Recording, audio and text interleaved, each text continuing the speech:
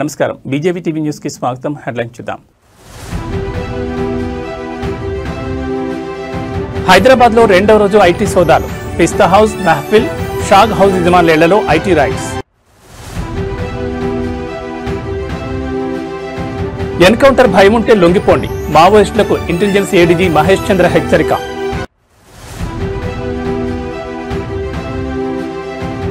రేపు సిబిఐ కోర్టుకు హాజరు కానున్న జగన్, వ్యక్తిగతంగా హాజరు కావాలని ఆదేశించిన కోర్టు.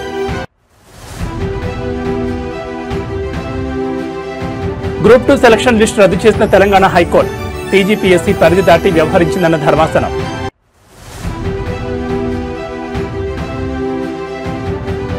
ఏపీలో మరో ఎన్కౌంటర్, 7 మావోయిస్టుల మృతి. ఇక డీటెయిల్స్ చూస్తే హైదరాబాద్ లో రెండవ రోజు ఐటీ సోదాలు కొనసాగుతున్నాయి. నగరంలోని పలు చోట్ల సోదాలు కొనసాగుతున్నాయి. పిస్తా హౌస్, మహఫిల్, షాగ్ హౌస్ హోటల్స్ యజమానుల ఇళ్లలో సోదాలు జరుగుతున్నాయి. ఈ హోటల్స్ ఏటా 100 కోట్ల వ్యాపారం చేస్తున్నాయి. ఐటీ రిటర్న్స్ లలో అవకతవకలు జరిగినట్లు ఐటీ అధికారులు గుర్తించారు. నిన్న ఉదయం 6 గంటలకు ప్రధాన కార్యాలయాలు, హోటల్స్, రెస్టారెంట్లలో ఐటీ తనిఖీలు నిర్వహించారు. రాజేంద్ర నగర్ లోని పిస్తా హౌస్ ఓనర్ మహమ్మద్ మాజిద్, మహమ్మద్ అబ్దుల్ మోషి ఇళ్లలో సోదాలు కొనసాగుతున్నాయి.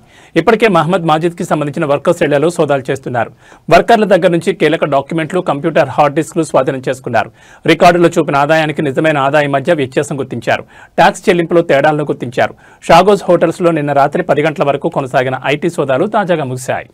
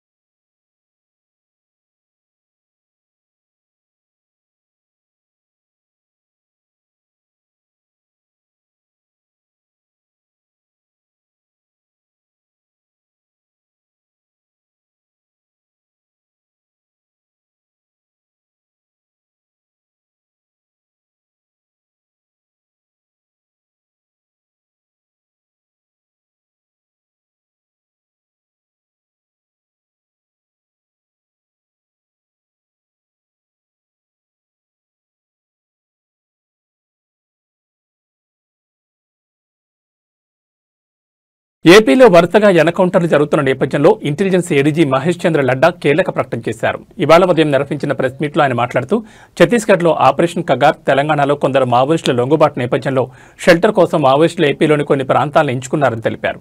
కొన్నాళ్లు షెల్టర్ తీసుకున్నాక ఇతర సరిహద్దు రాష్ట్రాలకు వెళ్లాలని ప్లాన్ చేసుకున్నారని వివరించారు.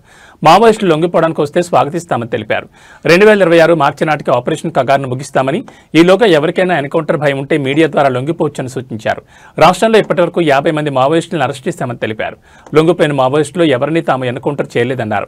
ఇంకా ఎవరైనా ఎక్కడైనా ఉంటే పోలీసులు ఎదుట లొంగిపోవచ్చని చెప్పారు. లొంగిపోయిన మావోయిస్టులపై ఉన్న రివార్డులను వారికే ఇచ్చి పునరావాసం కల్పిస్తామని హామీ ఇచ్చారు. Smooth execution from the field officers. In the history of AP Police and its professionalism, we did it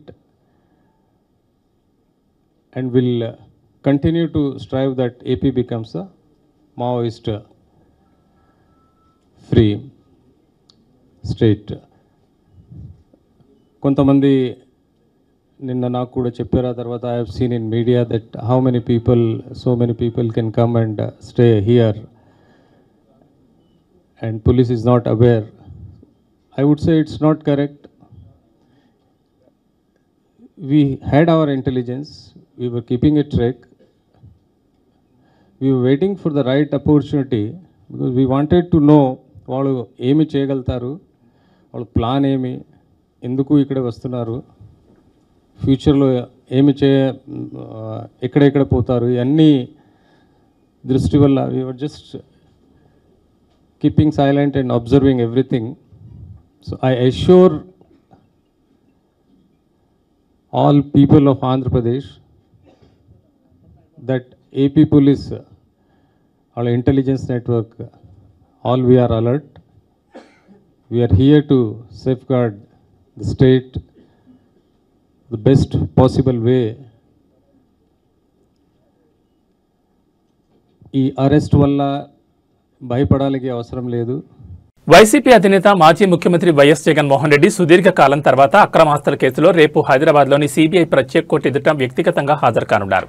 ఈ కేసులో వ్యక్తిగత హాజరు నుంచి మినహాయింపు ఇవ్వాలంటూ ఆయన దాఖలు చేసిన పిటిషన్ను సీబీఐ తీవ్రంగా వ్యతిరేకించడంతో కోర్టు ఈ మేరకు ఆదేశాలు జారీ చేసింది. గత 6 ఏళ్లుగా జగన్ కోర్టుకు ప్రత్యక్షంగా హాజరు కాలేదని, ప్రస్తుతం ఈ కేసుల్లోని డిశ్చార్జ్ పిటిషన్లపై రోజువారీ విచారణ జరుగుతున్నందున ఆయన భౌతికంగా హాజరు కావడం తప్పనిసరని సీబీఐ వాదించింది. ఈ వాదనతో ఏకీభవించిన న్యాయస్థానం నవంబర్ 21లోగా వ్యక్తిగతంగా హాజరు కావాలని జగన్ ఆదేశించింది. ఈ నేపథ్యంలో గడువుకు ఒక్కరోజు ముందే ఆయన కోర్టుకు వెళ్లేందుకు సిద్ధమయ్యారు. ఇటీవల జగన్ కోర్టు అనుమతితో ఐరోపా పర్యటనకు వెళ్లారు. పర్యటన ముగిసిన వెంటనే వ్యక్తిగతంగా హాజరు కావాలని అప్పుడే కోర్టు స్పష్టం చేసింది. అయితే ఆయన హాజరు కాకుండా మినహాయింపు కోరారు. సీబీఐ అభ్యంతరం వ్యక్తం చేయడంతో ఆయన పిటిషన్ను కోర్టు తిరస్కరించింది. కాగా అక్రమాస్తుల కేసులో జగన్ 2013 సెప్టెంబర్ నుంచి బెయిల్పై బయట ఉన్న విషయం తెలిసిందే.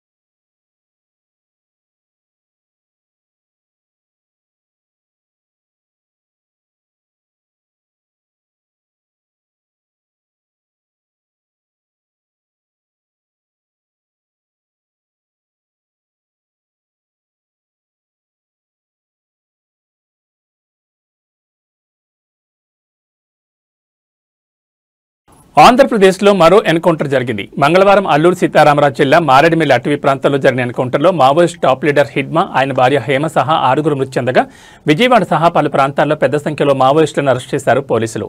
అయితే ఈ రోజు మారేడుమిల్లి అటవీ ప్రాంతంలో మరో ఎన్కౌంటర్ జరిగింది. తాజా ఎన్కౌంటర్లో 7 మావోయిస్టులు మృతి చెందారు. మృతుల్లో మావోయిస్ట్ కీలక నేతలు ఉన్నట్లుగా తెలుస్తోంది. ఇవాళ కూడా ఎన్కౌంటర్ జరిగిందని, అందులో 7 మావోయిస్టులు మృతి చెందారని ధృవీకరించారు. ఏపీ ఇంటెలిజెన్స్ చీఫ్ లడ్డా మృతుల్లో మావోయిస్ట్ నేత దేవ్జీ ఉన్నట్లుగా సమాచారం అందుతుండగా తాజా ఎన్కౌంటర్కు సంబంధించిన పూర్తి వివరాలను మళ్లీ ప్రకటిస్తామని తెలిపారు ఇంటెలిజెన్స్ చీఫ్ లడ్డా. సార్, ఈరోజు ఎర్లీ అవర్స్లో ఎన్కౌంటర్ మళ్ళీ ఏజెన్సీలో జరిగిందని 6 to 7 మెంబర్స్ చనిపోయారు అంటున్నారు. సార్, ఈరోజు ఎర్లీ అవర్స్లో మళ్ళీ ఎన్కౌంటర్ జరిగిందంటున్నారు, నిజమేనా? Just now I got information. Yes, there is a exchange of fire has happened. Still going on. Probably they say 6 to 7 members would have been killed. But give me 5-10 minutes, probably I will be able to tell. Sir అందులో ముఖ్య నాయకులు ఉన్నారంటున్నారు, నిజమేనా sir? ప్రధానంగా no, లొంగిపోలేదు. అదే we are not aware about his whereabouts అండి. లేదా లొంగిపోయారు కాదు, మేము అరెస్ట్ చేసాము, లొంగిపో కాదా. యా,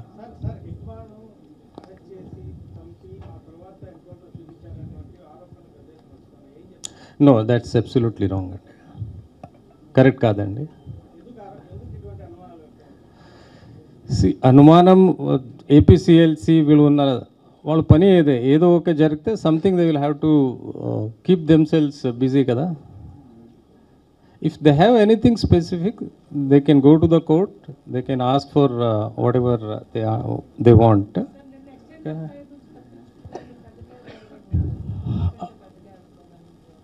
ఉన్నారు వాళ్ళు, again the state committee and central committee members దాంట్లో ఉన్నారు. ఎగ్జాక్ట్లీ హూ వాజ్ దేర్ ఆ ఇన్ఫర్మేషన్ కూడా, మా ఇన్ఫర్మేషన్ ఏమంటే కొన్ని పెద్ద కార్డర్లు ఆ ఏరియాలో వస్తున్నారా, తిరుగుతున్నారా, that was the information. So definitely we expect there may be a big కార్డర్.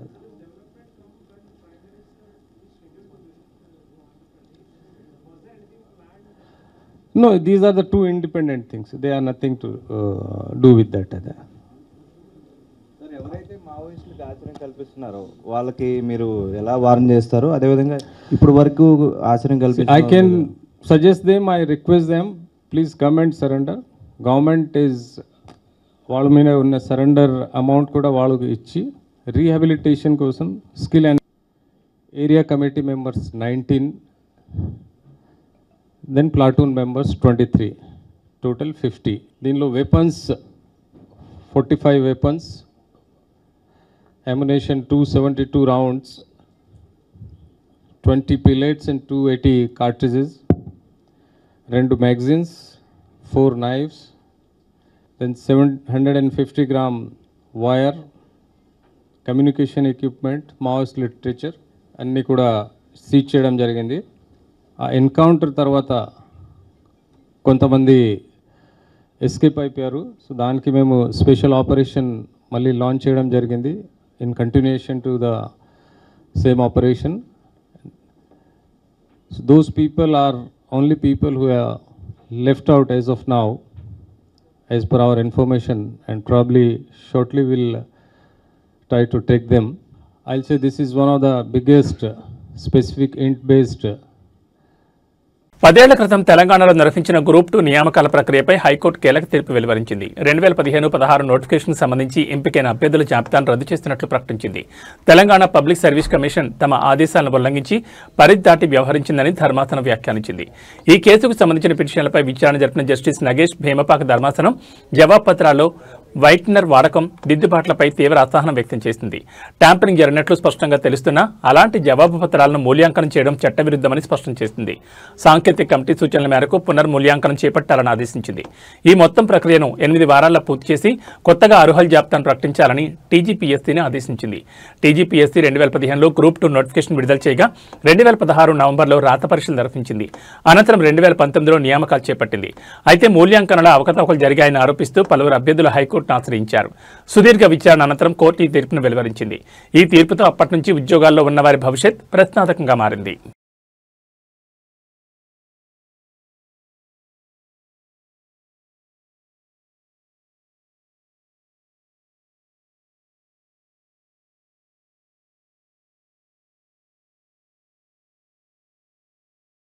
నిన్న ఏపీ పోలీసుల చేతిలో హతమైన హిడ్మా గురించి ఆసక్తికర విషయాలు వెలుగులోకి వస్తున్నాయి. గత కొన్ని రోజులుగా లొంగిపోయే ప్రయత్నం చేసినట్లు తెలిసింది.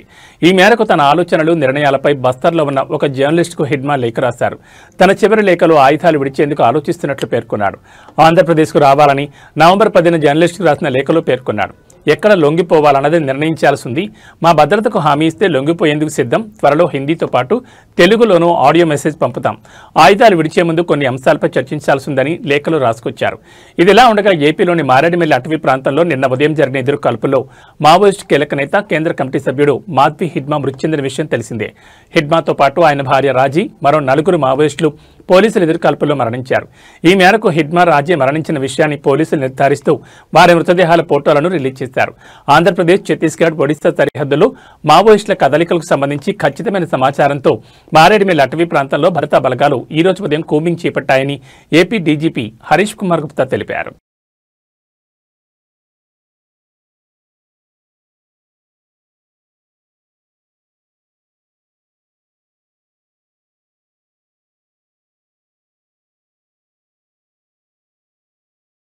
ఆల్రెడీ ప్రింటింగ్తో తయారు చేయించారు బ్యానర్లో. ఇప్పుడు ఇది మనకు సెట్ సరిపోతుంది. ఒక సెట్ సార్ బ్యాక్ సైడ్ పెట్టాలి. ఒక సెట్ అది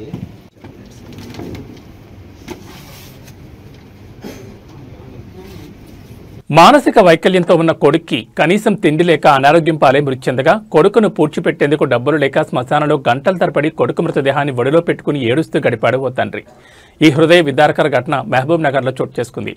పట్నంలోని ప్రేమ్నగర్ చెందిన బాలరాజ్ పత్తి మిల్లులో పనిచేస్తూ ఉండేవాడు. ఏడాది కిందట మిల్లు మూతపడడంతో ఉపాధి కోల్పోయి ఆర్థిక ఇబ్బందులతో భార్యతో తరచూ గొడవలు జరుగుతుండేవి. కొద్ది రోజుల క్రితం భార్య చిన్న కుమారుని తీసుకుని ఇంటి నుంచి వెళ్లిపోయింది. మానసిక వైకల్యంతో పాటు వికలాంగుడైన పెద్ద కుమారుడు హరీష్ను చూసేందుకు డబ్బులు లేకపోవడంతో ఇటీవల హోటల్ క్లీనింగ్ పనిలో చేరాడు. అయితే వచ్చే అరకొర డబ్బులు మందులకు తిండికి సరిపోక హరీష్ తీవ్ర అనారోగ్యానికి గురై సోమవారం ఉదయం మృతి చెందాడు. చేతిలో చెల్లిగవ్వ కూడా లేకపోవడంతో మృతదేహాన్ని భుజాన వేసుకుని ప్రేమ్నగర్ శ్మశాన వాటికకు వెళ్లి ఏం చెయ్యాలో తెలియక అలాగే ఏడుస్తూ కూర్చున్నాడు. దాదాపు 5 గంటల పాటు సహాయం కోసం ఎదురుచూసిన తర్వాత చీకటి పడుతుండగా స్థానికులు గమనించి జడ్చర్లకు చెందిన వీఆర్ స్వచ్ఛంద సంస్థ ప్రతినిధులకు సమాచారం ఇచ్చారు. సంస్థ ప్రతినిధి ప్రవీణ్ వాలంటీర్లతో సాయంత్రం 7 గంటలకు చేరుకుని ప్రొక్లైన్తో గుంత తీయించి హరీష్ మృతదేహాన్ని ఖననం చేశారు. అయితే గత 4 రోజులుగా ఆహారం లేక ఇద్దరం నీరు మాత్రమే తాగుతున్నామని, ఆకలి బాధ తాళలేక కుమారుడు మరణించాడని, తనకు కామెర్లు సోకి తీవ్ర అనారోగ్యంతో ఉన్నానని చెప్పడంతో స్థానికులు కంటతడి పెట్టారు. ఎంత విషాదకరమైన ఘటన అంటే నాకు ఇప్పుడే ఫోన్ వచ్చింది. కన్న కొడుకు చనిపోతే ఒడిలో పెట్టుకొని శ్మశాన వాటికలో దాదాపు మధ్యాహ్నం నుంచి 8 గంటలు ఇక్కడనే కూర్చున్నాడు ఆ వ్యక్తి.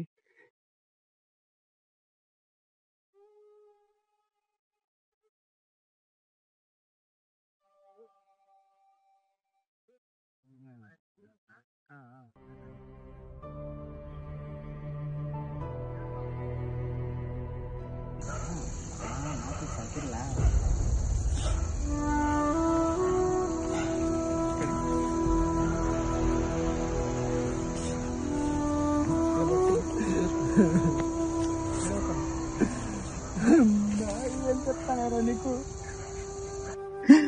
ఏం లేకుండా అయిపోతుందిరా, అమ్మ లేకుండా నాశనం చేసే బిడ్డ.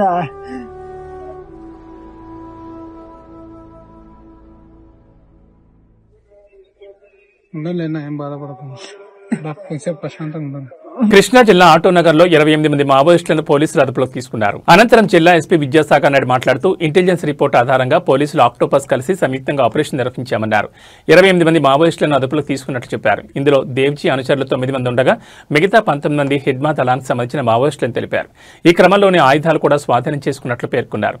ఈ ఆపరేషన్లో సుమారు 200 మంది పాల్గొన్నామన్న ఎస్పీ విద్యాసాగర్ పూర్తి వివరాలు విచారణ అనంతరం వెలువరిస్తామని తెలిపారు. వచ్చి స్విఫ్ట్ ఆపరేషన్ చేసుకుని సార్ ఇంకా ఎంత టైం? 15 రోజులు వాళ్ళు ఇక్కడ ఉంటా ఉన్నారు సార్. 15 రోజులు ఇక్కడ ఉంటా ఉన్నారు కదా వాళ్ళు. ఇప్పుడు దాకా పోలీసులకు అనుకోవాలి, మీరు నిఘా వైఫల్యం అనుకోవాలా? నిఘా బాగా పనిచేస్తుంది కాబట్టి పట్టుకోగలేం కదా. 15 రోజులు మీరు ఎలా చెప్తారు? మీకు తెలుసా 15 రోజులు? ఫస్ట్ డే నుండి ఉన్న మీకు ఇన్ఫర్మేషన్ ఉంటే మీరు రెండు మేము విచారించి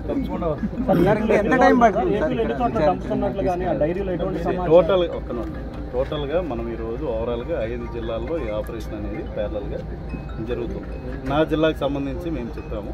other districts as and when those operations are completed they will give similar press meet. Main press meet ఎప్పుడు పెడతారు?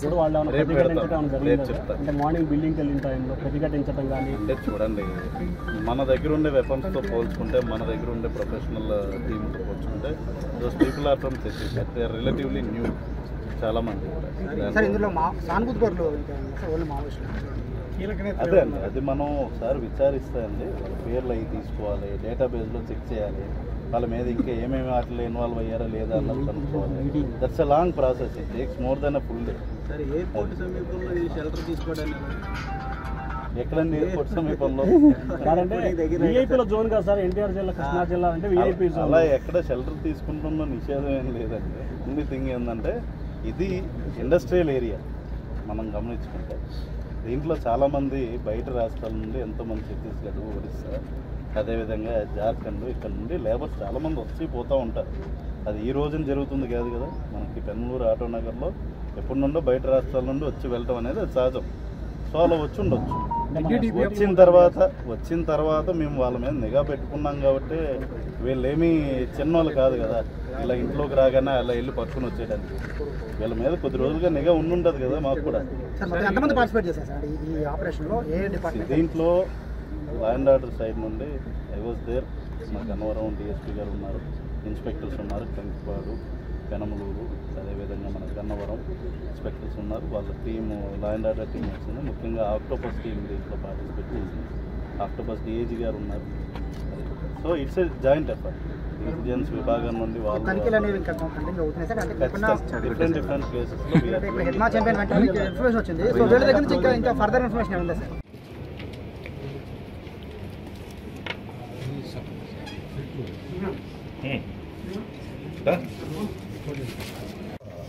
అది కోన్ కూడా ఒకటి ఏం సార్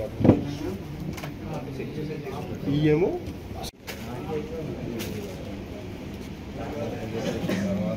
ఇక్కడ ఈ దళాలు ఆల్రెడీ ప్రింటింగ్తో తయారు చేయించారు బ్యానర్లో. ఇప్పుడు ఇది మనకు సెట్ సరిపోతుంది. ఒక సెట్ సార్ బ్యాక్ సైడ్ పెట్టాలి. ఒక సెట్ అది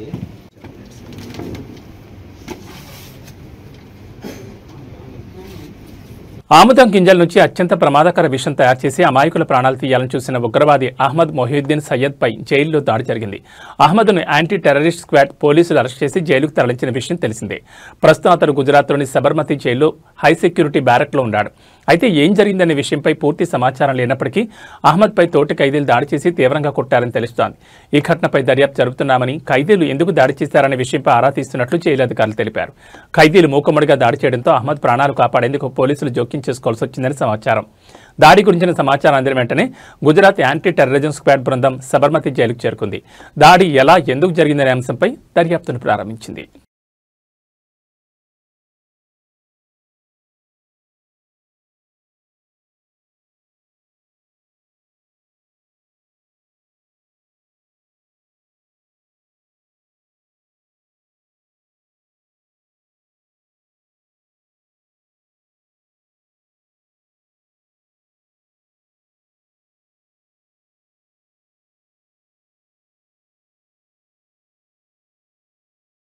ఇవి బులెటిన్ విశేషాలు. నమస్కారం.